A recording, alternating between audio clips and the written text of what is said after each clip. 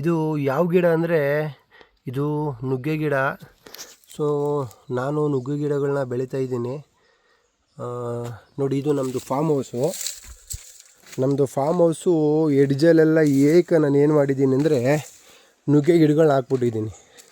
5 ಅಡಿಗೆ ಒಂದೊಂದು ಇಲ್ಲ 10 ಅಡಿಗೆ ಒಂದೊಂದು ಏನು ಮಾಡಿದ್ದೀನಿ, ನುಗ್ಗೆ ಗಿಡಗಳನ್ನ ಹಾಕ್ಬಿಟ್ಟಿದ್ದೀನಿ. ಆ್ಯಕ್ಚುಲಿ ನುಗ್ಗೆ ಬೀಜನೂ ತಂದು ಹಾಕ್ಬೋದು ನೀವು, ಇಲ್ಲಾಂದರೆ ನಿಮ್ಮ ಕಡೆ ಏನಾದರೂ ನುಗ್ಗೆ ತುಂಡಿತ್ತು ಅಂದರೆ ತುಂಡು ಕೂಡ ಕತ್ತರಿಸ್ಕೊಂಬಂದು ನೀವು ಹಾಕೊಬೋದು ಇನ್ನು ಗಿಡಗಳನ್ನ. ಸೊ ನಾನು ಆ್ಯಕ್ಚುಲಿ ಹೈಬ್ರಿಡ್ ಸ್ವಲ್ಪ ಕಾಸ್ಟ್ಲಿ ಗಿಡಗಳು ಚೆನ್ನಾಗಿರೋನ ಸೀಡ್ಗಳನ್ನ ತಂದು ಹಾಕಿದ್ದೀನಿ. ಸೊ ಆ್ಯಕ್ಚುಲಿ ಎಲ್ಲ ಬಂದಿದ್ದಾವೆ ಚೆನ್ನಾಗೆ. ನಾನು ಆ್ಯಕ್ಚುಲಿ ನುಗ್ಗೆ ಬೀಜಗಳನ್ನ ಗಿಡಗಳನ್ನ ಯಾಕೆ ಹಾಕಿದ್ದೀನಿ ಅಂದರೆ, ನಮ್ಮದು ಫಾರ್ಮ್ ಹೌಸಲ್ಲಿ ನಾನು ಕುರಿ, ಕೋಳಿ ಮತ್ತು ತಿರ್ಗಾ ಹಸು ಮತ್ತು ಮೀನು ಎಲ್ಲನೂ ಸಾಗಾಣಿಕೆ ಮಾಡ್ತಿರೋದ್ರಿಂದ ನನಗೆ ನುಗ್ಗೆ ಸೊಪ್ಪು ಮತ್ತು ತಿರ್ಗಾ ನುಗ್ಗೆ ಗಿಡಗಳು ತುಂಬ ಅವಶ್ಯಕತೆ ಐತೆ. ಈ ನುಗ್ಗೆ ಸೊಪ್ಪು ಇದೆಯಲ್ವಾ, ಮನುಷ್ಯನಿಗೆ ಎಷ್ಟು ರೋಗ ನಿರೋಧಕ ಶಕ್ತಿನೋ ಇದಕ್ಕೆ ಗುಣಪಡಿಸೋ ಗುಣ ಇದೆಯೋ, ಅಂದರೆ ಯಾವುದೇ ರೋಗ ಬರ್ದಂಗೆ ರೋಗಗಳನ್ನ ಗುಣಪಡಿಸೋ ಗುಣ ಇದೆಯೋ ಈ ನುಗ್ಗೆ ಸೊಪ್ಪು, ಅದೇ ಥರ ಪ್ರಾಣಿಗಳಿಗೂ ಕೂಡ ಹಸಿಗೂ ಅಷ್ಟೇ, ಮತ್ತು ಕೋಳಿಗಳಿಗೆ ರಾಮಬಾಣ ಇದೆ ಯಾವುದೇ ಕಾಯಿಲೆಗಾದ್ರೂ, ಮತ್ತು ಮೀನುಗಳು ಕೂಡ ತಿಂತವೆ. ಸೊ ನಾನು ಅದಕ್ಕೆ ಏನು ಮಾಡಿದ್ದೀನಿ, ಎಲ್ಲದಕ್ಕೂ ಸೊಪ್ಪು ರಿಕ್ವೈರ್ಮೆಂಟ್ ಬರುತ್ತಲ್ವ. ಸೊ ಅದಕ್ಕೆ ನಾನು ನನ್ನ ಫಾರ್ಮ್ ಹೌಸು ಸುತ್ತನೇ ನನ್ನ ಕಾಂಪೌಂಡ್ ಸುತ್ತ ನಾನು ಹಾಕ್ಸ್ಕೊಂಡ್ಬಿಟ್ಟಿದ್ದೀನಿ ನುಗ್ಗೆ ಬೀಜಗಳನ್ನ. ಸೊ ಇದೆಲ್ಲ ಬೆಳೆದು ದೊಡ್ಡದಾದಮೇಲೆ ಎಲ್ಲದಕ್ಕೂ ಹಾಕ್ಬೋದು. ಕುರಿಗೂ ಕೂಡ ತಿನ್ನಿಸ್ಬೋದು, ಒಳ್ಳೆ ಚೆನ್ನಾಗಿ ಬೆಳವಣಿಗೆ ಆಗುತ್ತೆ.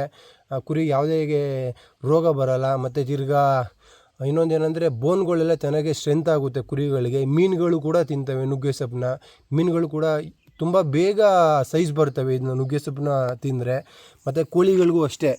ಈ ಬೇಸಿಗೆಗಾಲದಲ್ಲಿ ಯಾವ್ಯಾವ ಥರ ರೋಗ ಬರ್ತವೆ ಅದಕ್ಕೆ ನಾವು ನುಗ್ಗೆ ಸೊಪ್ಪಿಂದು ನೀರು ಇರುತ್ತಲ್ವ, ಚೆನ್ನಾಗಿ ಬೇಯಿಸ್ಬಿಟ್ಟು ಆ ನೀರನ್ನ ನಾವು ಮಧ್ಯಾಹ್ನ ಹೊತ್ತು ಕೋಳಿಗಳಿಗೆ ಕುಡಿಸಿದ್ರೆ ಆ್ಯಕ್ಚುಲಿ ಅವಿಗೆ ರೋಗ ನಿರೋಧಕ ಶಕ್ತಿ ಜಾಸ್ತಿ ಆಗುತ್ತೆ. ಆವಾಗ ಏನಾಗುತ್ತೆ ಅಂದರೆ ಕೋಳಿಗಳು ಒಳ್ಳೆ ಮೊಟ್ಟೆಗಳು ಇಡೋ ಕೋಳಿಗಳು ಒಳ್ಳೆ ಮೊಟ್ಟೆ ಇಳುವರಿ ಕೊಡ್ತವೆ. ಮತ್ತು ನಾವು ಮಾಂಸದ ಪರ್ಪಸ್ ತಂದಿರೋ ಕೋಳಿಗಳಿಗೆ ಒಳ್ಳೆ ಬೋನ್ ಸ್ಟ್ರೆಂತಾಗಿ ಚೆನ್ನಾಗಿ ಬೇಗ ಸೈಜ್ ಬರ್ತವೆ. ಮತ್ತು ಯಾವುದೇ ಕಾರಣಕ್ಕೂ ಯಾವ ಥರದೂ ರೋಗಗಳು ಬರೋಲ್ಲ. ಸೊ ನಾನು ಅದಕ್ಕೆ ನೋಡಿ ಎಲ್ಲ ಥರದ್ದು ಈ ನುಗ್ಗೆ ಬೀಜಗಳನ್ನ ಹಾಕಿದ್ದೀನಿ. ನನ್ನ ಫಾರ್ಮ್ ಹೌಸ್ ಆ್ಯಕ್ಚುಲಿ 1 ಎಕರೆಯಲ್ಲಿ ಐತೆ.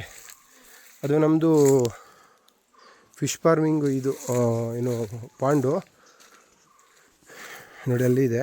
ಸೊ ನಮ್ಮದು ಫಾರ್ಮ್ ಹೌಸು 1 ಎಕರೆಯಲ್ಲಿ ಇರೋದ್ರಿಂದ ನಾನೇನು ಮಾಡಿದ್ದೀನಿ, ಎಲ್ಲ ಫುಲ್ ಟೋಟಲಿ ನಮ್ಮದು ಫಾರ್ಮ್ ಹೌಸು ಎಷ್ಟು ನಾನು ಕಾಂಪೌಂಡ್ ಹಾಕ್ಸಿದ್ದೀನಲ್ಲ, ಕಾಂಪೌಂಡ್ ಸುತ್ತ ಎಲ್ಲೆಲ್ಲಿ ಮ್ಯಾಕ್ಸಿಮಮ್ ಆಗೋದು 10 ಅಡಿಗೆ 5 ಅಡಿಗೆ ಸೊ ಜಾಗಗಳಿಗಿರುತ್ತಲ್ಲ, ನಿಮ್ಗೆ ಎಡ್ಜ್ಗೆ ನಾನು ಕರೆಕ್ಟಾಗಿ ಏನು ಮಾಡ್ಕೊಂಬಿಟ್ಟಿದ್ದೀನಿ, ಈ ನುಗ್ಗೆ ಬೀಜಗಳು ಹಾಕ್ಕೊಂಬಿಟ್ಟಿದ್ದೀನಿ. ಇವೆಲ್ಲ ಚೆನ್ನಾಗಿ ಬಂತು ಅಂದರೆ ನಾನು ನೋಡಿ ಜೇನು ಕೂಡ ಸಾಗಾಣಿಕೆ ಮಾಡಿರೋದ್ರಿಂದ ಇವೆಲ್ಲ ಹೂವು ಬಿಡೋ ಟೈಮಿಂಗೆ, ಫ್ಲವರಿಂಗ್ ಟೈಮಿಂಗೆ ಜೇನುಗಳಿಗೂ ಕೂಡ ಒಳ್ಳೆ ಹೆಲ್ಪ್ ಆಗುತ್ತೆ. ಅಂದರೆ ಇವನ್ನ ಜೇನು ಮಕರಂದ ಇರೋದಕ್ಕೆ ಅದು ಕೂಡ ಫ್ಲವರಿಂಗ್ ಬಿಡುತ್ತಲ್ಲ, ಸೊ ಅವಾಗ ಅದ್ರೂ ಕೂಡ ಯೂಸ್ ಆಗುತ್ತೆ.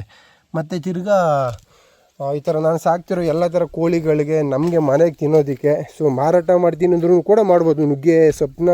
ಮತ್ತು ತಿರ್ಗಾ ನುಗ್ಗೆ ಕಾಯಿಗಳನ್ನ ಎಲ್ಲ ಪರ್ಪಸ್ಗೂ ಆಗುತ್ತೆ.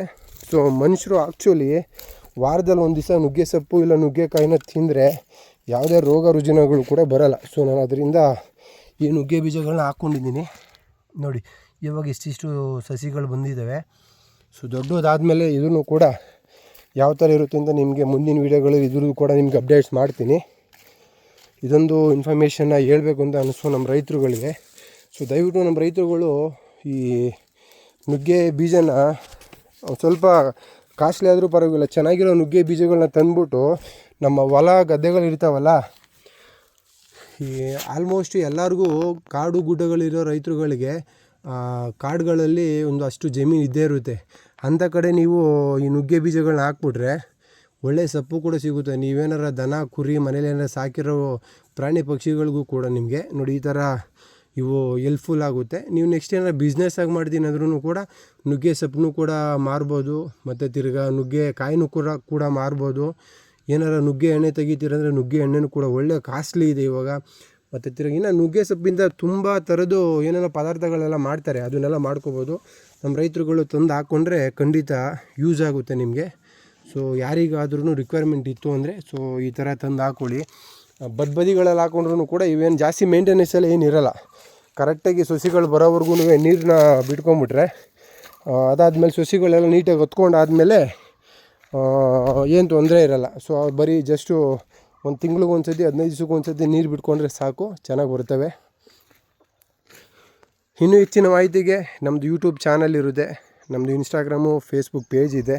ಸೊ ಇದ್ರ ರಿಲೇಟೆಡ್ ಏನಾದರೂ ಬೀಜ ಎಲ್ಲಿ ಸಿಗ್ತವೆ ನಿಮಗೆ, ನುಗ್ಗೆ ಬೀಜಗಳು, ಸೊ ಚೆನ್ನಾಗಿರೋ ಬೀಜ ಯಾವುದನ್ನ ಹಾಕಿದ್ರೆ ನುಗ್ಗೆ ಬೀಜನ ಚೆನ್ನಾಗಿ ಬರುತ್ತೆ, ಇದ್ರ ರಿಲೇಟೆಡ್ ಏನಾದರೂ ಇತ್ತು ಅಂದರೆ ಕಮೆಂಟ್ಸ್ ಮಾಡಿ. ನಾನು ಖಂಡಿತ ನಿಮಗೆ ನಾನು ಎಲ್ಲಿ ತಂದೆ ಅನ್ನೋದು ನಿಮಗೆ ಲೊಕೇಶನ್ ಸಮೇತ ನಿಮಗೆ ಅದನ್ನು ಸೀಡ್ಸು ಶಾಪ್ನ ನಿಮಗೆ ಅಡ್ರೆಸ್ಸು ಅವ್ರ ನಂಬರ್ ಬೇಕಂದರೆ ಕೊಡ್ತೀನಿ.